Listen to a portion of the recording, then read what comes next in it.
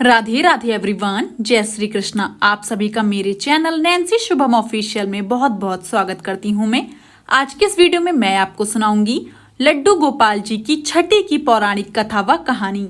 इसके साथ ही आप जानेंगे 31 या फिर 1 सितंबर 2024 किस दिन पड़ रहा है कृष्ण जी का छठी। आइए जानते हैं।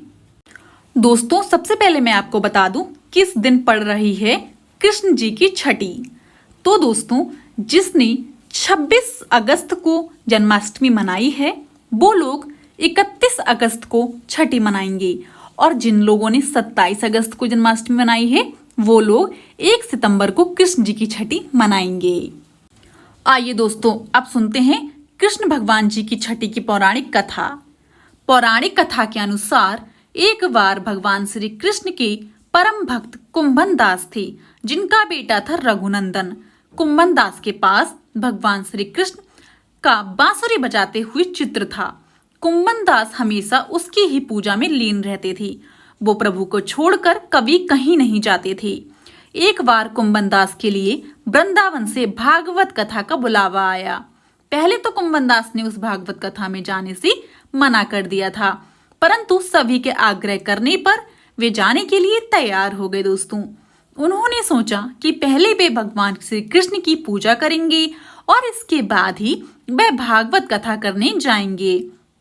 इस तरह से उनका पूजा का नियम भी नहीं टूटेगा। कुंभन दास ने अपने पुत्र से कहा कि मैंने भगवान श्री कृष्ण का भोग तैयार कर दिया है, तुम बस ठाकुर जी को भोग लगा देना। इतना कहकर वे वृंदावन के लिए निकल पड़े। कुंभन दास के बेटे ने भोग की थाली ठाकुर जी के सामने रख दी और उनसे प्रार्थना की वह आए और भोग लगा लें। रघुनंदन मन ही मन ये सोच रहा था कि ठाकुर जी आएंगे और सभी मनुष्य की तरह अपने हाथों से खाना खाएंगे।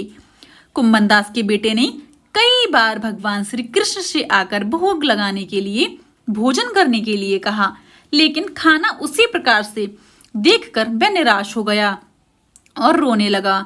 उसने रोते रोते भगवान श्री कृष्ण से कहा कि भगवान आप आते क्यों नहीं हैं, आकर भोग लगाइए। उसकी पुकार सुनकर ठाकुर जी एक बालक का रूप लेकर आ गए और भोजन करने के लिए बैठ गए, जिसके बाद रघुनंदन के चेहरे पर मुस्कुराहट आ गई। वृंदावन से भागवत करके जब कुंभन दास घर लौटा तो उसने बेटे से प्रसाद के बारे में पूछा। रघुनंदन ने अपने पिता से कहा कि ठाकुर जी ने सारा भोजन खा लिया।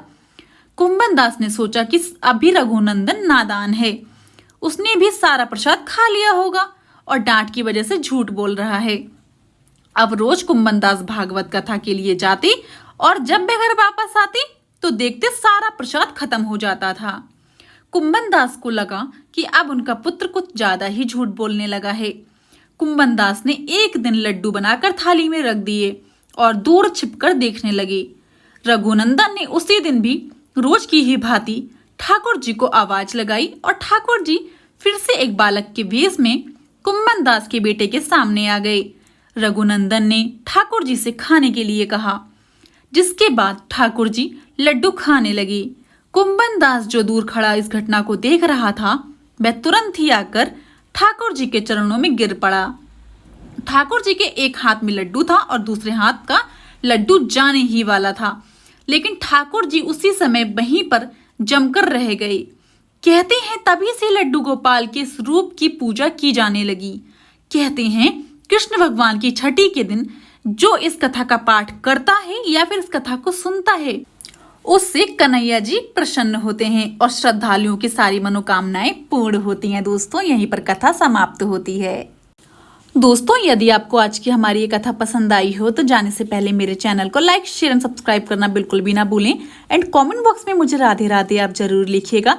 हो सके तो इस वीडियो को ज्यादा से ज्यादा लोगों में शेयर करें ताकि और सभी लोग भी श्री कृष्ण जी की छठी की पौराणिक कथा सुन पाएं। जय श्री कृष्णा।